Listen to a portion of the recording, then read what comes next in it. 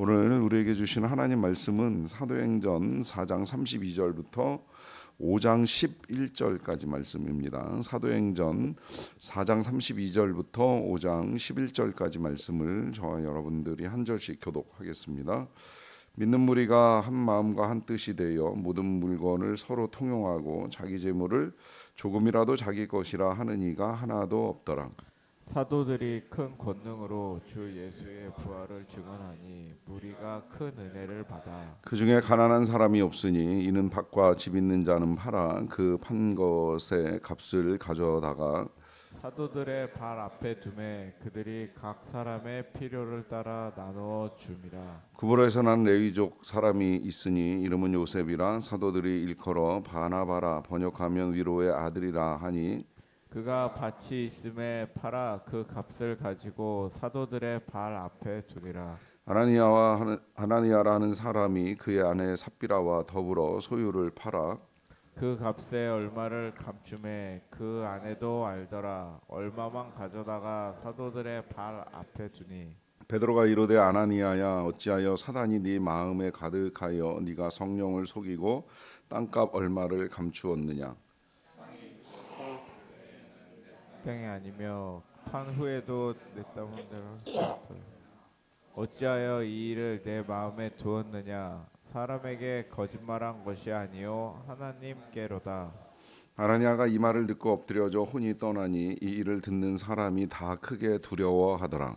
젊은 사람들이 일어나 시신을 싸서 메고 나가 하니라. 3시간쯤 지나 그의 아내가 그 일어난 일을 알지 못하고 들어오니 베드로가 이르되 그 땅판 값이 이것뿐이냐 내게 말하라 하니 이르되 예 이것뿐이라 하더라. 베드로가 이르되 너희가 어찌 함께 꾀하여 주의 영을 시험하려 하느냐. 보라 네 남편을 장사하고 오는 사람들의 발이 문 앞에 이르렀으니 또 너를 메어 내가리라 하니 곧 그가 베드로의 발 앞에 엎드려져 혼이 떠나는지라 젊은 사람들이 들어와 죽은 것을 보고 메어다가 그의 남편 곁에 장사하니. 같이 읽습니다. 온 교회와 이 일을 듣는 사람들이 다 크게 두려워하니라. 아멘. 교회는 하나님이 세우셨고 성도들은 하나님이 부르셨습니다. 그러하기에 이 성도와 교회가 하나님께서 택하신 백성들의 모임으로서 아주 귀한 역할과 사명을 감당합니다. 문제는 이 교회는 이제 어느 시대에나 항상 이제 위기에 직면을 한다는 사실입니다. 이 하나님의 나라가 교회와 성도를 통해서 확장되는 것을 거부하는 세력과 또 그 세력에 의하여 조종을 받는 사람들에 의해서 교회는 늘 이제 어려운 상황에 놓일 때가 있습니다. 그런데 그 위기는 꼭 밖에서만 찾아오는 것이 아니라 안에서도 찾아옵니다. 우리가 늘 마지막에 기도를 드릴 때에 주님 가르쳐 주신 기도를 드리는데 그 기도에는 이제 시험에 빠지지 요즘 않게 교회에서 LED 해달라고 스크린 하는 설치 기도와 문의를 많이 앞에서 받고 구해달라고 있는데요. 하는 기도가 혹시 있는데 설치 문제로 이것을 고민 많으신가요? 굳이 구분을 동탄의 하자고 한 교회에서는 한다면 오래된 스크린으로 악은 불편을 겪고 외부로부터 있었습니다. 올 가능성이 기존 LED 크고 스크린은 시험은 4.5피치 제품, 내부로부터 설치된 일어날 지 10년이 가능성이 넘었고 큽니다. 이때 이 밝은 내부라고 예배당 하는 건 조명 아래에선 공동체 화면이 내면에서도 흐릿하게 일어날 수 있지만 느껴졌습니다. 또 우리 안에서도 성도님들의 불편이 얼마든지 계속되면서 시험들 만한 이번에 교체를 마음이 결심하셨죠. 생겨날 수 저희 있다라고 하는 쿨사운드는 것입니다. 147인치 그래서 1.86피치의 외적으로든 LED 내적으로든 스크린을 이 시험과 제안드렸습니다. 악으로부터 이 설치 성도와 방식은 기존과 교회가 동일한 행인 자유를 구조로 천장에 누려야 하는데 매달았고요. 기존 그것이 위치에 생각보다 행인 쉽지 프레임을 다시 않습니다. 만들어 외적으로 안정적으로 설치했습니다. 핍박이 잦아들고 밝기, 박해가 줄어든다고 선명도, 할지라도 해상도 내적으로 모두 또 업그레이드 교회를 되자 흔드는 담당자들에게 사건들은 예배 얼마든지 집중도가 일어날 수 눈에 있기 띄게 좋아질 때문입니다. 것 같다는 말씀을 오늘 보시는 들었습니다. 대로 초대교회는 무엇보다 이제 외적으로 두 개의 여러 예배당에 박해와 스크린을 핍박에 설치하면서 예산 직면하면서도 걱정도 덜 수 있었던 함께 건 모여서 기존 합심하여 스크린을 기도하는 소예 아름다운 배실에 일들을 이전 이루었고 그 설치했기 가운데 때문입니다. 다시 한번 성도가 성령의 높은 충만한 구조에 역사가 맞춰 튼튼하게 나타나면서 고정해 드렸고요. 땅이 진동하고 또 이처럼 그들은 본당과 담대히 하나님의 소예배당을 말씀을 함께 이제 전하게 운영하는 되는 교회라면 결과를 경험하게 됩니다. 교회가 어려울 때 함께 기도하는 사람들에 의해서 교회가 다시 힘과 용기를 얻고 달려나가는 아름다운 모습이라고 할 수가 있겠는데요. 문제는 이제 그런 교회에 오늘은 이제 내적으로 찾아오는 이제 시험의 모습이라고 할 수 있습니다. 그 시험 이전에 또 교회가 외부로 말씀을 증거하는 사역만 감당하는 것이 아니라 내적으로도 이제 넘치는 은혜가 있었다는 사실을 먼저 우리가 확인을 하게 되는데요. 32절에 보시게 되면 믿는 무리가 너희가 한 마음과 한 뜻이 되어 모든 물건을 서로 통용하고 자기 재물을 조금이라도 자기 것이라 하는 이가 하나도 없는 정도의 능력이 나타납니다. 한 마음 한 뜻이었다라고 하는 건 이제 다 같이 함께 하나님을 섬기면서 이 일체를 이루어 갔다라고 하는 것이 틀림이 없는데, 그 일체의 양상이 어느 정도까지 나타나느냐라고 하면 이제 서로 가진 거 다 모아서 가난한 자들에게 나누어 주고 가난한 사람이 없을 만큼의 대단한 공동체를 이루었다는 거예요. 그러하기 때문에 이제 오늘날에도 가끔 이제 이 말씀에 착안을 해서 재산을 모아서 이게 공동체의 교회를 이루어 가려고 하는 이제 시도들이 여러 차례 있기는 합니다만은 이제 이게 생각보다 쉽지 않고 어렵습니다. 더군다나 이제 이 자본주의 사회에서 함께 생산을 모으고 함께 분배하고 함께 이제 평등한 세상을 만들어 간다라고 하는 것이 생각보다 어려운 일이어서 공동체는 만들어지지만 실제로 이 공동체가 초대교회 같은 이제 능력을 발휘하는 경우를 보는 일은 쉽지 않다라고 하는 생각이 드는데, 어찌되었건 적어도 이제 처음 교회는 함께 은혜를 받으면서 함께 하나님을 섬기면서 함께 모든 것들을 다 나누어야 되지 않겠는가 하는 것은 이제 분명하게 되었고요. 그것보다 이제 더 중요한 것은 33절로 넘어가시게 되면 사도들이 큰 권능으로 주 예수의 부활을 증언하니 무리가 큰 은혜를 받게 되었다라고 하는 것인데, 계속해서 교회는 권능으로 예수 그리스도의 부활을 증거하는 일을 멈추지 않고 지속했다는 것이고, 이 일에 은혜를 받은 사람들이 함께 모여들면서 이제 지금 앞서 이제 언급했던 여러 가지 유무상통하는 일들을 할 수 있게 되었다라고 하는 거예요.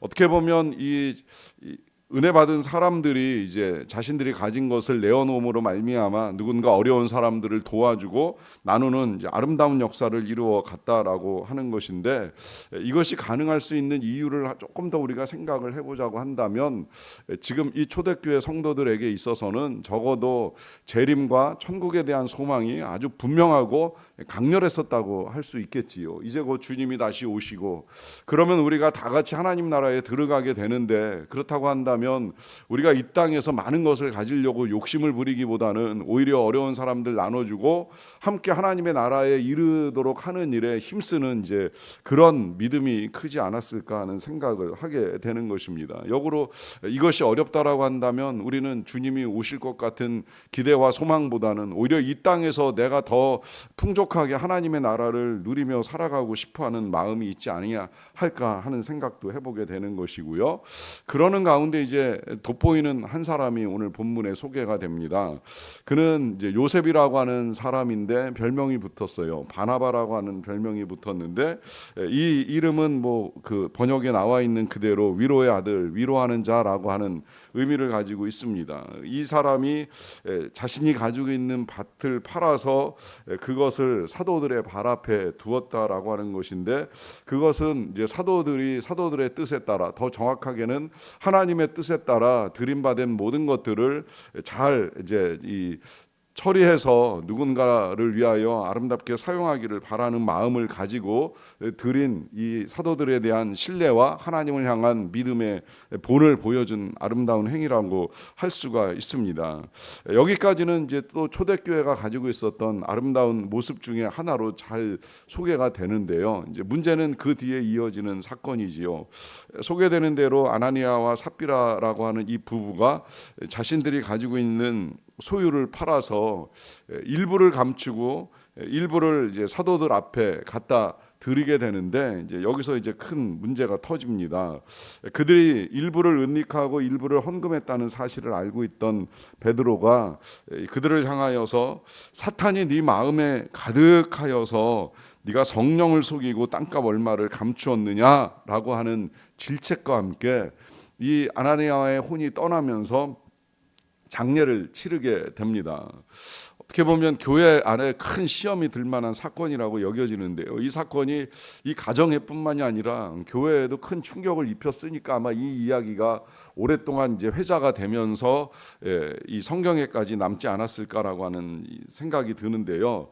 이 사실을 모르고 있던 그의 아내가 장례가 치러지고 난 다음에 어떻게 보면 치러지는 중에 이제 교회로 찾아와서 사도들을 만나려고 하다가 똑같은 질책을 받지요. 그러면서 이제 그도 똑같이 네가 어찌하여 주의 영을 시험하느냐라고 하는 말씀과 함께 그에게도 혼이 떠나가고 결국은 그도 바로 남편의 뒤를 이어서 장례를 치르고 하는 일을 하게 됩니다. 어떻게 보면 한 마음으로 부부가 이 일을 진행해 나가다가 부부가 함께 이제 합장되는 불행한 일들을 겪게 되는데 볼 때마다 참 어렵다라고 하는 생각이 들어요. 사도행전 읽어 나가다가 오히려 교회가 외적으로 박해를 받고 핍박을 받는 시험과 시련보다도 내적으로 이런 문제로 말미암아 두 사람이 교회 안에서 죽어나가고 장례를 치르는 이 사건이 어떻게 보면 교회 안에서 더 힘들고 어려운 사건이 될 수도 있겠다라고 하는 생각이 드는데 왜 이런 일이 일어나고 이런 일이 오늘 우리에게 주시는 메시지는 뭔가 하는 이제 의문을 갖게 되지요. 더더군다나 이 사람들이 그냥 무슨 큰 죄를 지어서 정말 죽을 일인가라고 하는 의문을 가질 만한 일인데요. 이렇게 생각하는 이유는 이 사람들이 교회에다가 큰 헌금을 드리고 죽은 사람들입니다. 땅을 팔아 드렸다. 이게 절대로 적은 양이 아니지 않을 거 아닙니까? 그런데 그 귀한 재산을 처분하고 하나님께 드리면서 그게 죽을 일이 되었다라고 하는 것 때문에 저로서는 이제 이 본문이 더 어렵다라고 하는 마음을 갖게 되는데요. 여기서 이제 우리가 이것이 왜 이렇게까지 진행이 되어야 하는가라고 하는 것을 1차로 생각하는 것은 저는 이걸 처음에는 이제 레위기 말씀하고 연결시켜서 이제 해석을 해봤어요.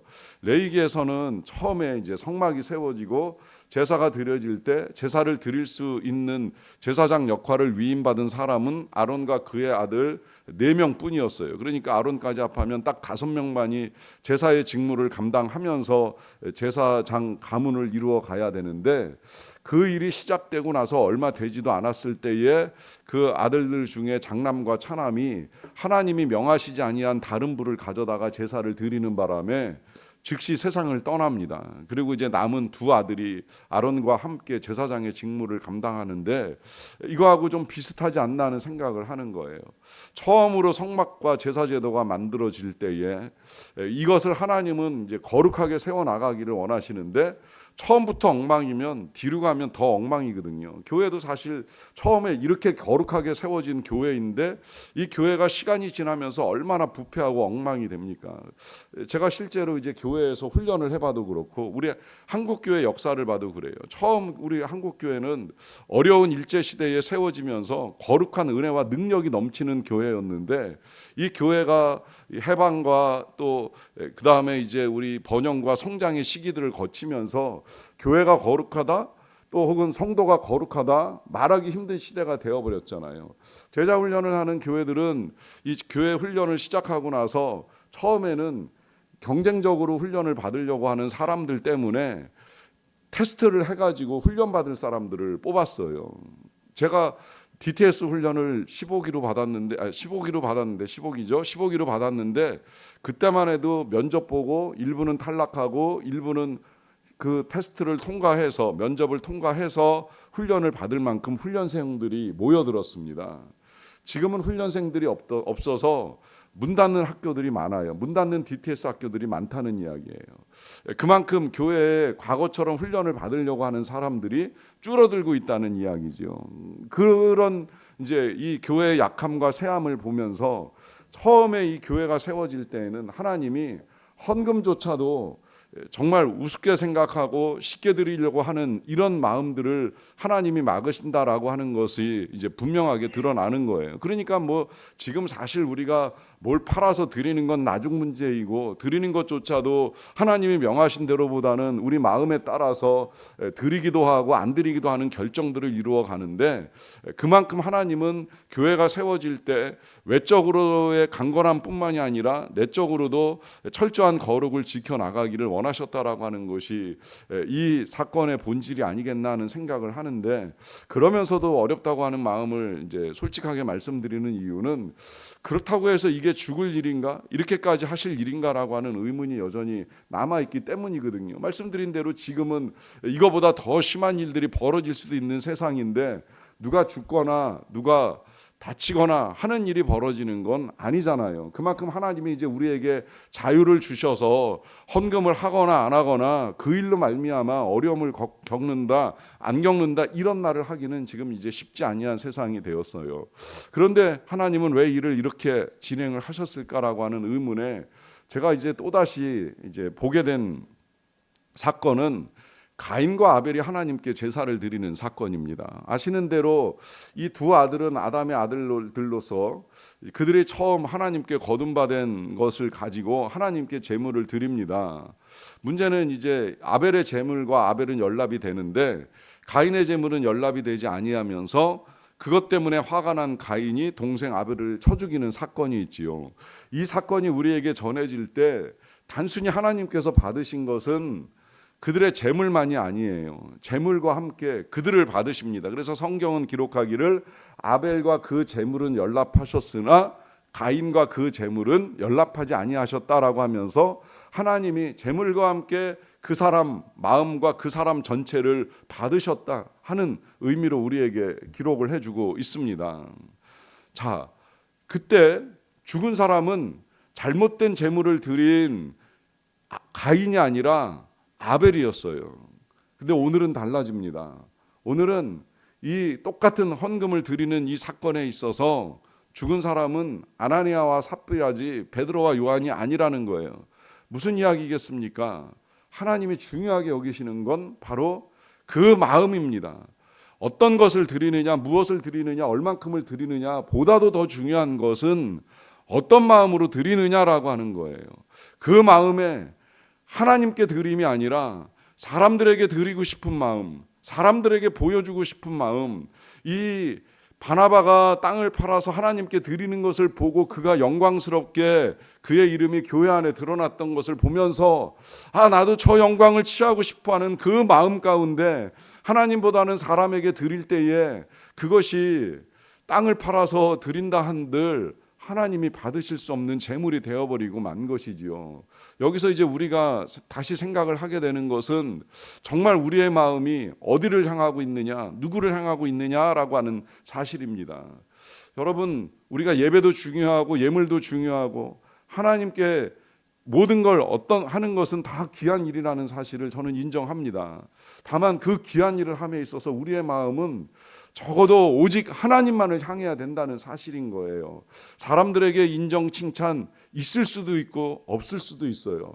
다 알아줄 수도 있지만 몰라줄 수도 있는데 적어도 우리의 마음은 하나님께서 아신다라고 하는 분명한 믿음을 가지고 드릴 때 그것이 우리 하나님께서 받으실 만한 아름다운 예물이 된다는 사실입니다. 그러하기에 오늘도 마음을 다하여 하나님께 예배하시고 기도 드리시면서 하나님이 보시기에 은밀한 중에 하나님께서 갚으실 것이다라고 하는 믿음을 가지고 나아가는 저와 여러분들이 다 되시기를 간절히 축원합니다.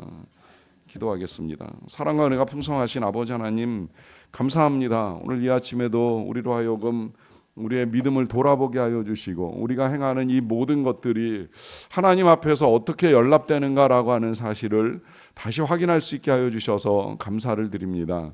하나님, 우리는 은밀한 중에 기도하고 은밀한 중에 구제하며 또 은밀한 중에 하나님 앞에 우리의 마음과 정성을 내어드리기 원합니다. 은밀한 중에 보시는 아버지께서 은밀한 중에 갚으시리라, 은밀한 중에 들으시리라 라고 말씀하여 주신 대로 은밀한 중에 행하는 모든 주의 백성들의 이 삶과 또 귀한 헌신에 하나님 은혜를 베풀어 주시옵소서. 풍성한 은혜를 내려주시기를 원합니다. 그 은혜를 소망하면서 믿음으로 걸어가는 자들이 되게 하여 주시옵소서. 땅에서 되돌려받지 아니한다 할지라도 천국에서 하나님이 다시 이 모든 것들에 대해서 아시고 갚으시리라 라고 하는 분명한 믿음을 가지고 오늘도 주께 드리는 바 이 모든 것들을 기쁘게 연락하여 주시기를 간절히 원합니다. 하나님, 특별히 여러 가지 일들을 겪어 나가면서 아픔과 고통 중에 눈물을 흘리는 주의 백성들이 있습니다. 그 눈물도 주님께서 아시지요. 닦아주시기를 원합니다. 원합니다. 그 아픔을 어루만져 주시고 싸매 주시고 고쳐 주시고 위로하시고 치료하시고 회복시켜 주시고 강하게 하여 주시고 담대하게 하여 주시고 일어서게 하여 주시고 뛰게 하시고 하나님을 찬미하게 하여 주시고 전하게 하여 주시고 나누게 하여 주시고 영광을 올려드리는 아름다운 일들을 이루어 갈 수 있도록 도와주시옵소서. 여러 가지 어려움 가운데 우리의 도움이 오직 하늘로부터 임한다라고 하는 믿음을 가지고 구하는 모든 주의 백성들의 삶의 일터에 그 모든 자리에 하나님 도움의 손길을 베풀어 주시기를 간절히 원합니다. 특별히 우리 선교사님들이 여러 가지 어려움 가운데 귀국하여 진행하는 모든 수술의 과정 가운데 하나님 함께 하시고 은혜를 베푸셔서 치료하여 주시고 회복의 일들이 일어날 수 있도록 도와주시옵소서. 통치자들의 마음과 진실을 우리 하나님이 아실 줄로 믿사옵나이다. 하옵나니 하나님이 보시기에 정의와 공의를 바르게 이루어 주시고 그리하여서 이 땅에 피폐한 통치의 여러 가지 어려운 부분들이 다시 회복되고 또한 개선되는 아름다운 역사들을 이루어 갈 수 있도록 도와주시옵소서. 모든 일들을 통해 오직 예수님의 이름만이 드러나기를 간절히 원하옵고 예수님의 이름으로 기도하옵나이다. 아멘.